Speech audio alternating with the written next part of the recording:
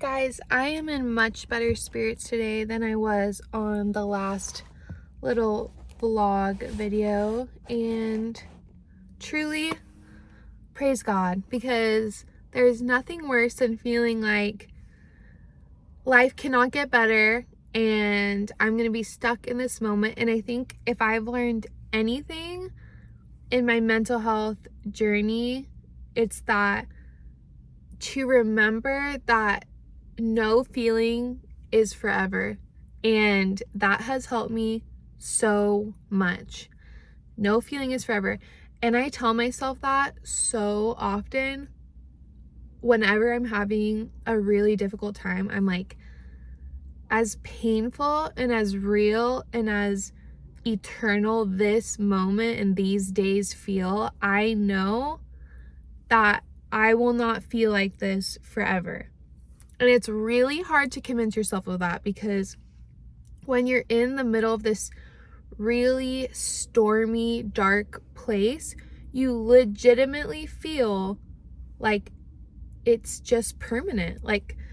And that's why it's so important to talk about this stuff, because I think that's why people lose their lives to their mental health anguish, their anguish in their mentality, because it's so easy to believe the lie that this is forever. I'm never going to be happy again. That is so easy to believe in those moments. And if there's anything I could give to the world, is that don't believe the lie that it can never get better, because it can and it will get better. And that's helped me so much. I mean, guys, when I tell you the last week was probably the week from hell, I don't know if I've had as big of a difficult week as I had last week in comparison to right when the assault happened. That first week right after the assault was literally hell, and the most numbing, disturbing, darkest time of my life. And last week was very comparable in the anguish and the frustration and the trying to cope and doing everything I could and just struggling so much. And I just wanted to share some coping strategies that helped me, because I just learned so much so often. So it was just not a good recipe for a good week. It started with Mother's Day, and I want to be a mom so bad. I want to be married so bad. I want to meet the love of my life, or have that happen. Maybe I have met him, maybe we don't know. But I want that part of my life to happen. And sometimes I get super discouraged and impatient, and it's just interesting. Context and timing is everything, because some days I am fine. Like today, I'm like, everything's gonna happen in its time, everything's fine. But then when you're having those really dark days and those really depressing moments, you do feel like, oh, what if it never happens for me? And it's just so scary. So, it ebbs and flows. But basically, Mother's Day weekend was really hard. My sister is expecting her first baby, and I'm so absolutely so happy for her and for our family, and to for her to bring this new baby into the world is just so exciting, and I can't wait to love on him. It's a little boy, and she's about halfway through her pregnancy, and it's just so happy.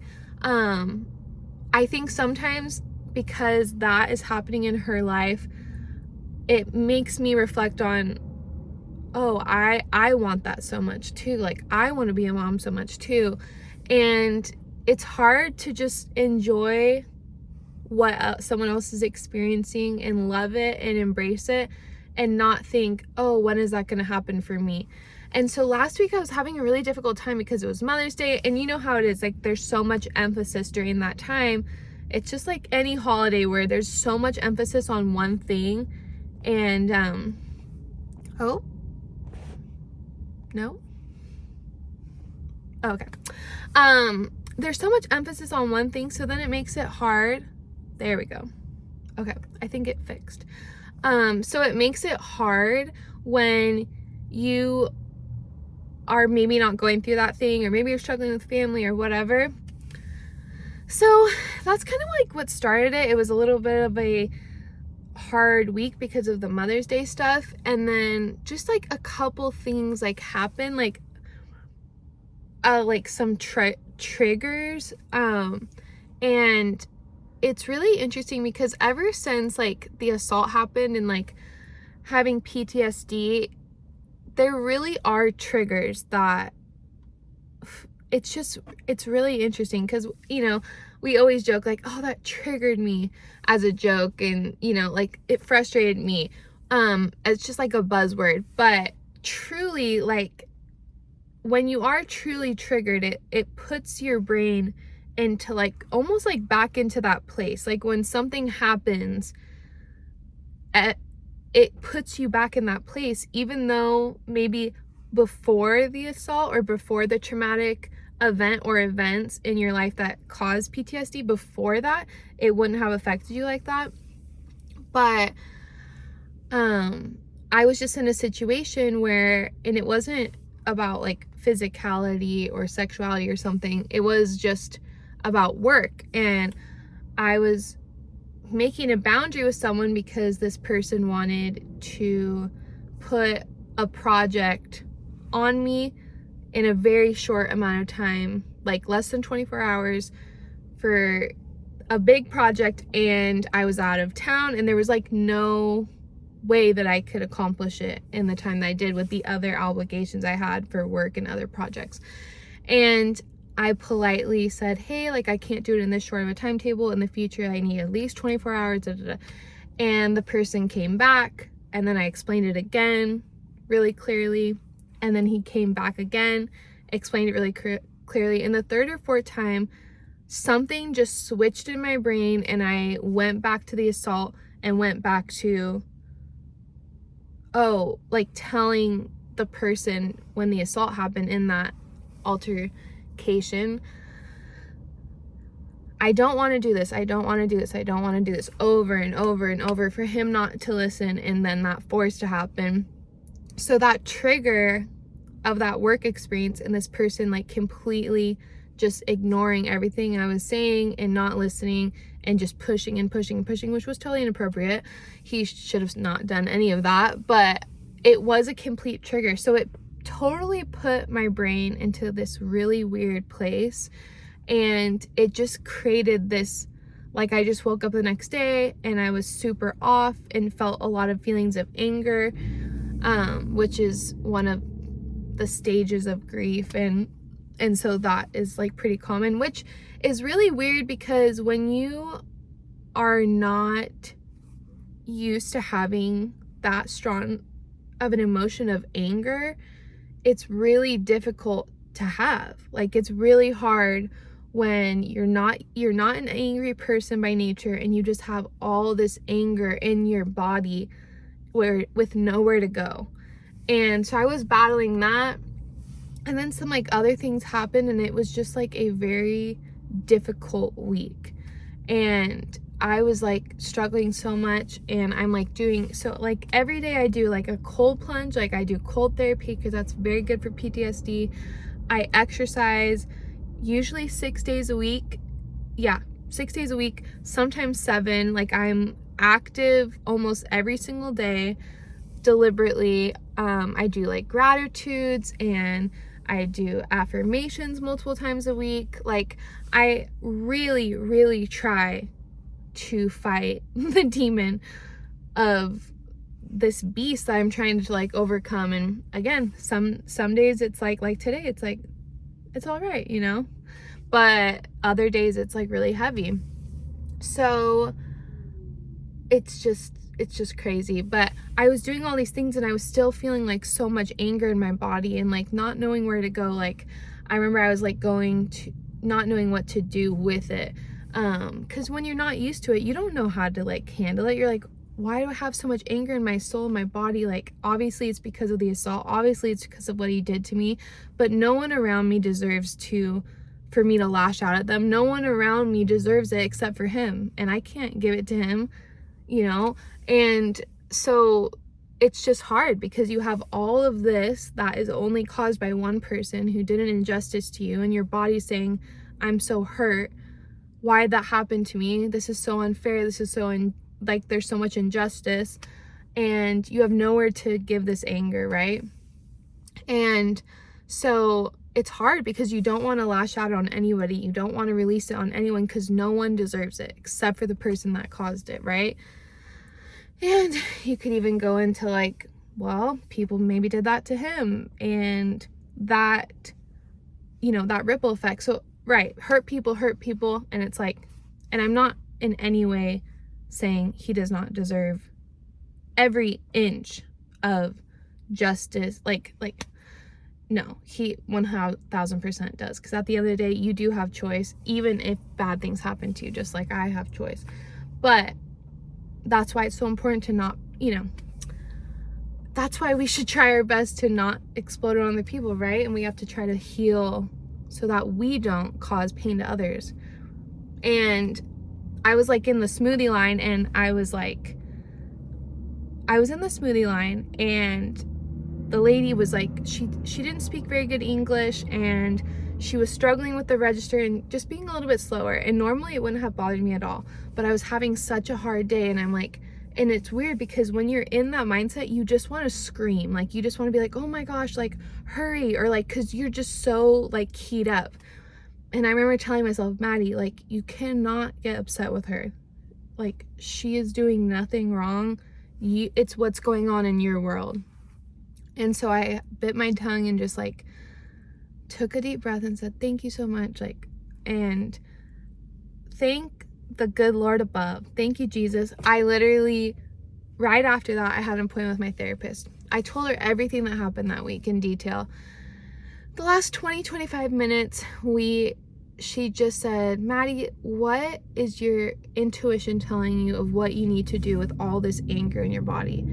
And I was like, I think I need to rest. Like, I legitimately think I need to slow down. I think I need to sleep. I think I need to rest. And she's like, that's exactly what you should do. You are in a mental health crisis. You need to rest. You need to follow that instinct. And so that's what I did. I literally went home, I took a shower, and I went to bed. Like, it was around like midday on a Friday, last Friday, and I just went to sleep, and I slept for like 3 hours. And then I woke up and it was like 7, and then I just like colored, because that is like another thing that you can do when you're like really disconnected from your body. Because through this whole thing, I'm like also like struggling with numbness and like just like very cloudy. And if you've ever had PTSD, like, you know exactly what I'm talking about. It's like this very weird numbing feeling. It's like your body is so overwhelmed with so much emotional like anguish that its ability, like, it just kind of says, oh, we're gonna go numb because this is so much to process. And we just like, your body's trying to help you by just going numb because there's too much to process in that moment. So it's like, okay, we're gonna go numb. So you kind of feel like you're disconnected from your body. You kind of feel like a ghost. You kind of feel like it's the weirdest thing. Like, my therapist described it as like someone else is like operating your body for you, and you're kind of like disconnected from it. Like, you're that it is bizarre. Like, it sounds hard to like imagine if you haven't experienced it, but if you have, I know you know what I'm talking about. So after I fell asleep and did that, like, that's another thing that helps with numbness and disconnection from your body, is like coloring, singing, doing like physical things. So I was just like coloring and like singing and listening to Taylor Swift and just singing the songs, and just in my room and just like in my bed and just like vibing, and like it was just so healing. And then I just went back to sleep again. I like went back to sleep for the night, and it was so good. And then the next day I kind of did the same thing. I got up, I went to the gym, I cold plunged, I went to the gym, sauna, whatever, came home, took a shower, went to sleep, slept and did like the same routine. And then I just like kind of would watch a little bit of YouTube, some vlogs, and then I'd fall back asleep. I'd like watch a little bit of YouTube, listen to some music, fall back asleep. And that was kind of like the whole day. And then around like 9 p.m. I like went and said hi to my family and to the dog and everything. And then I just went to sleep for the night. And let me tell you guys, that night, that next morning, I felt so much better. I felt so much more renewed. By this time, I had had 2 days of rest, and I ended up going to church that morning. I actually stayed both hours, and then I was able to enjoy the day. It was amazing. And that was yesterday, and praise God. So I just want to say that no matter what you're going through, I hope you can always remember that no feeling is final. No feeling is final. And if you can just remember that, and even when you're in the depths of despair, tell yourself, this is not final. Even if I believe in my heart of hearts that this is the end, this is the worst, I will never get through this, I know for a fact that I will. And sometimes you literally have to say, my feelings are saying this will never get better, but I know it will. So like you kind of have to differentiate, because as we know, those feelings are so real. Like no one's saying that you're not feeling that. No one's saying I'm not feeling that, because you do. And that's why it's so scary, because you're like, I genuinely feel like it will never get better. I genuinely feel like this is so dark. I don't know how to move forward. But one thing that I wish everyone could know is like, take a deep breath and say, no matter what I'm feeling right now, things will get better. I can make it through this. Things will get better. So, some takeaways: things will always get better, even when we feel like it won't. And we just have to remind ourselves of that. Separate the feelings and then come back to the logic for a moment. And just don't make any rash decisions when you're in that elevated, heightened state. Another thing is, I actually called 988 last week because I was struggling so much. I didn't know what to do. This is just a mental health crisis suicide prevention hotline, okay? This is available to you. Call 988. You get connected with a mental health counselor within minutes, if not less than a minute. And they talk to you for like 30 minutes, and they just help you. They give breathing exercises, they talk it out, they listen, they validate what you're going through. They're like, okay, what can we do? How can you take care of yourself tonight and tomorrow? Like, it's just amazing. They'll set up a phone call to check on you the next day if needed. Like, it's such a godsend, so amazing. 988. You don't have to worry about, oh, is what I'm going through enough to call? Just, if you're struggling, if you're at a point where like, I don't know what to do, I don't know who to talk to, I'm in so much mental, emotional pain, just call. They're always there, 24/7, 365 days a year, including Christmas, including major holidays. They're always available. Christmas Eve, Christmas, Thanksgiving, every holiday, New Year's Eve. In fact, a lot of people actually struggle more mentally during those times. So they have people, honestly, wonderful people. I've called on Christmas. I really have. So, you know what? It's funny because it's just like, it's so real life. But yeah, they're so amazing. What a gift. What angels. So 988 is always a resource for you. Always reminding that no feeling is final.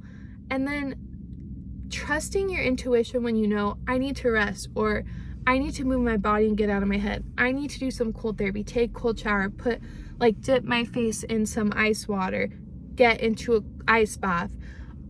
I need to do some gratitudes. I need to journal. I need to sing. I need to write. I need to color. I need to do breathing exercises. Like, there's so many things we can do, and at different times things help with different things, right? So sometimes exercise will be like the holy grail, and sometimes you're gonna need more than exercise and cold therapy. Sometimes you're gonna need some spiritual uplift. Sometimes you're gonna need some mental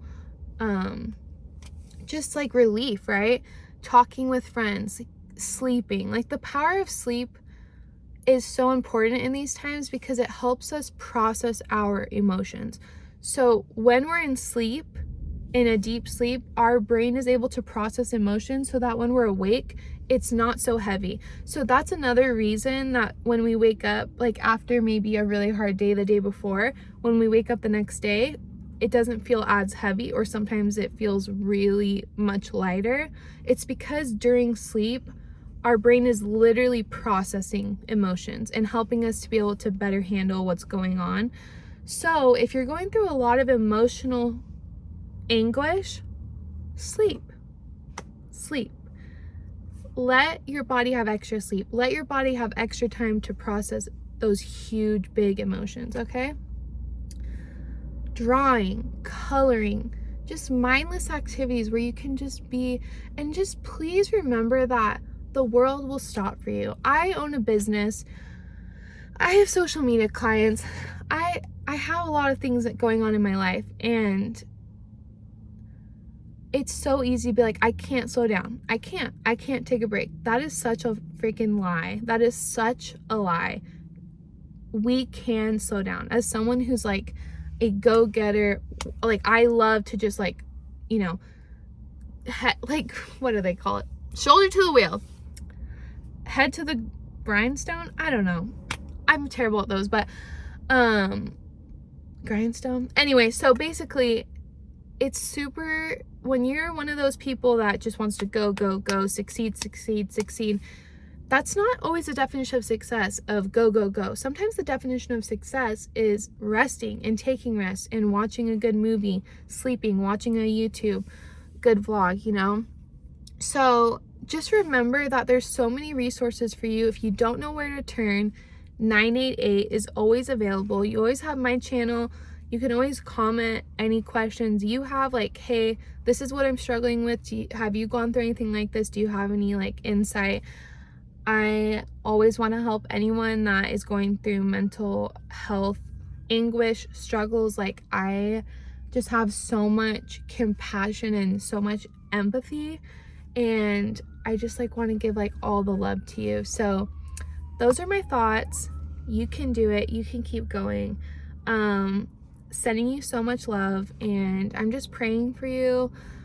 I'm like sending so much love to you. Like, I know that there's angels watching over you. Like, whoever you are on the other side of the screen, like, I swear, like, God knows you. Like, he watches over you. Like, throughout this whole week, like, as hell like as it was, like, I felt so much love from the people around me, and like so much care. And like, God, he does hear your prayers when you say help me, when you say I don't know what to do, I'm scared, all these things, like I don't know how to live anymore. Like, he hears that, and he's like reaching out to people around you and prompting them to reach out to you. Like, there's angels like who physically live on this earth that are your friends, your family, your associates, your coworkers, and then there are angels on the other side that like are looking over you. So just remember that. And obviously it doesn't take the pain away, but like try your best to see those little like glimmers of light through the clouds, and like soon like they will break away. And I just love you, and sending you so much love. So